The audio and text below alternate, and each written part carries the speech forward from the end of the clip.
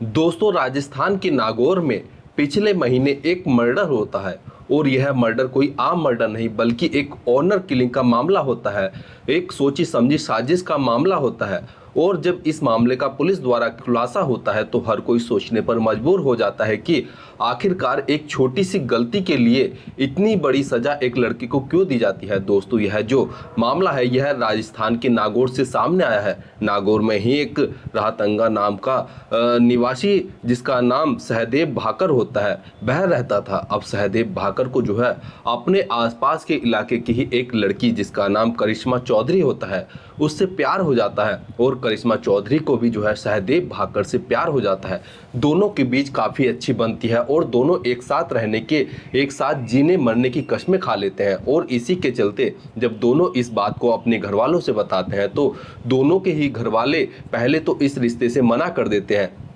लेकिन दोस्तों, जब सहदेव भाकर अपने घर वालों को मनाता है तो उसके घर वाले तो इस शादी के लिए मान जाते हैं, लेकिन करिश्मा चौधरी के जो घर वाले होते हैं वह इस शादी के लिए बिल्कुल भी नहीं मानते हैं और वह साफ साफ मना कर देते हैं। लेकिन करिश्मा चौधरी जो होती है वह अपने प्रेमी सहदेव भाकर के साथ जो है प्रेम विवाह कर लेती है और उसी के साथ रहती है। अब दोस्तों, धीरे धीरे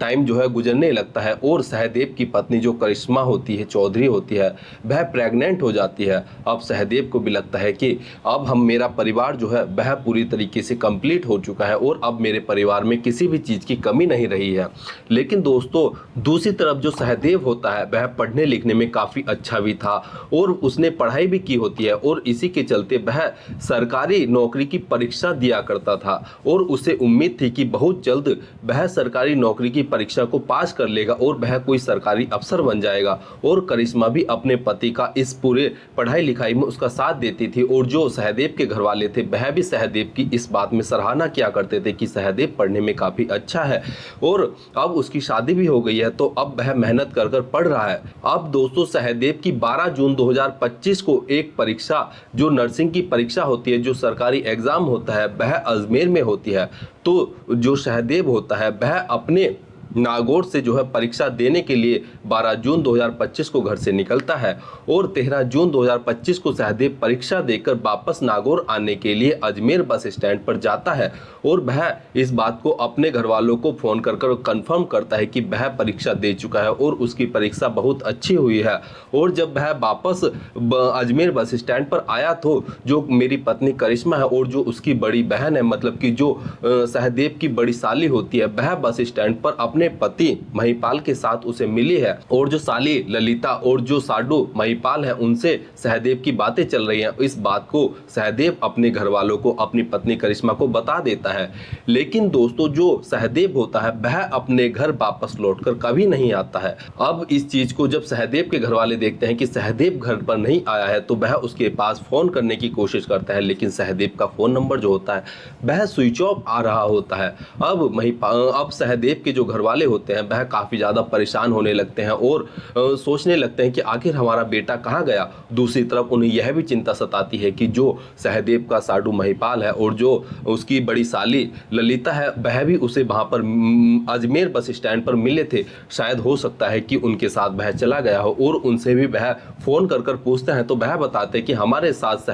सहदेव नहीं है। अब जो सहदेव के घर वाले होते हैं उनकी चिंता बढ़ने लगती है और वह तुरंत जाकर जो है पुलिस स्टेशन में, जो कि अजमेर का सिविल लाइन पुलिस स्टेशन होता है, वहाँ पर तहरीर देते हैं कि ऐसे ऐसे हमारा सहदेव नाम का बेटा नर्सिंग की परीक्षा देने के लिए अजमेर आया था और परीक्षा के बाद से वह बस स्टैंड पर जो अजमेर का बस स्टैंड है वहाँ पर पहुँच गया था और उसने वहाँ से हमें कॉल कर कर ऐसे ऐसे जानकारी दी थी कि उसका जो साडू है और जो बड़ी साली है वह उसे वहाँ पर मिले हैं और उसी के बाद से जो हमारा बेटा सहदेव है उसका फ़ोन स्विच ऑफ आ रहा है। और हमने उनसे भी फ़ोन कर कर जानने की कोशिश की कि आखिर हमारा बेटा कहाँ है तो वह बोल रहे हैं कि हमें तो बस स्टैंड पर ही मिला था और हमें इसके बाद कोई जानकारी सहदेव की नहीं है। अब दोस्तों, पुलिस वाले भी जो है सहदेव के माता पिता के कहने पर जो है रिपोर्ट दर्ज कर लेते हैं और सहदेव की जो तलाश हुई होती है वह शुरू कर देते हैं। अब पुलिस वाले सहदेव के फ़ोन को सर्विलांस पर लगाते हैं और जानने की कोशिश करते हैं कि आखिर सहदेव का जो फ़ोन था वह लास्ट बार कहाँ पर उसकी लोकेशन थी। साथ ही साथ पुलिस वालों को यह भी पता चलता है कि एक जो है हमें डेड बॉडी जो है मिली है अब पुलिस वाले उस डेड बॉडी को जब शिनाख्त करते हैं तो पता चलता है कि यह डेड बॉडी किसी और की नहीं बल्कि सहदेव की ही डेड बॉडी है। और जैसे ही सहदेव के घर वालों को इस पूरे घटनाक्रम की जानकारी दी जाती है तो उनका रो रो कर बुरा हाल हो जाता है। दूसरी तरफ जो सहदेव की पत्नी करिश्मा चौधरी होती है उसका भी रो रो कर बुरा हाल होता है और वह सीधा शक जो होता है वह अपने घर वालों पर लगाती है, क्योंकि दोस्तों करिश्मा और सहदेव ने अपने घर वालों की बिना मर्जी के खिलाफ जाकर जो है शादी की थी और इसी के चलते हो सकता है कि सहदेव की जो पत्नी करिश्मा चौधरी है उन्होंने ही मिलकर जो है सहदेव की हत्या की है। अब पुलिस वाले इस पूरे मामले में इन्वॉल्व होते हैं और इन्वॉल्व होने के साथ साथ पुलिस वाले जब जांच पड़ताल करते हैं तो पता चलता है कि सहदेव की अपनी ससुराल वालों से बिल्कुल नहीं बनती थी और वह उसे मारने की अक्सर धमकी भी देते थे। इसी के चलते पुलिस वाले सहदेव के जो ससुराल वाले होते हैं उनसे पूछताछ करते हैं और पूछताछ करने के बाद जब जो करिश्मा की बड़ी बहन ललिता चौधरी और जो उसका पति महिपाल होता है उनकी जब फ़ोन की लोकेशन देखी जाती है तो वह फ़ोन की जो लास्ट लोकेशन सहदेव के फोन की आती है वही लास्ट लोकेशन ललिता और महिपाल के फोन की भी लास्ट लोकेशन आती है, जिससे पुलिस वालों का जो शक होता है वह यकीन में बदल जाता है कि इस पूरे हत्याकांड में महिपाल और ललिता ने पूरा जो है रोल निभाया है और उन्होंने ही सहदेव की हत्या की है। अब पुलिस वाले इन दोनों को गिरफ्तार करते हैं और जब इनसे अपने तरीके से कड़ाई के साथ पूछताछ की जाती है तो यह अपना जुर्म कबूल कर लेते हैं और बताते हैं कि इस पूरे हत्याकांड में केवल हम ही नहीं, जो करिश्मा की मां है वह भी इस हत्याकांड में शामिल थी और हमने सबने मिलकर जो है इस पूरे हत्याकांड को अंजाम दिया है और इस पूरे हत्याकांड में कुल टोटल जो है 6 लोगों का इन्वॉल्वमेंट होता है। पुलिस वाले अब जानने की कोशिश करते हैं कि आखिर तुमने सहदेव की हत्या क्यों की है। जब करिश्मा ने उससे शादी कर ली थी और शादी के बाद वह अपना जीवन अच्छे से बिता रही थी तो यहाँ पर पुलिस वालों को ललिता बताती है कि जब से करिश्मा चौधरी ने यानी कि मेरी बहन ने सहदेव के साथ शादी की थी तभी से हमारे जो गांव वाले थे वह हम पर ताने मारते थे कि तुमसे अपनी एक बेटी की शादी किसी अच्छे घर में नहीं की गई और उसने किसी गैर जाति के लड़के से प्रेम विवाह कर लिया और इसी के चलते हमारे दिल में अपनी बहन जो करिश्मा चौधरी होती है उसके लिए जो है नफरत हो जाती है और हम एक सोची समझी प्लानिंग के तहत सहदेव को मौत के घाट उतारते हैं। दोस्तों इसके बाद पुलिस वाले सभी आरोपियों को पकड़कर पुलिस में भेज देते हैं और उन पर उचित कार्रवाई और जो उनके ऊपर जो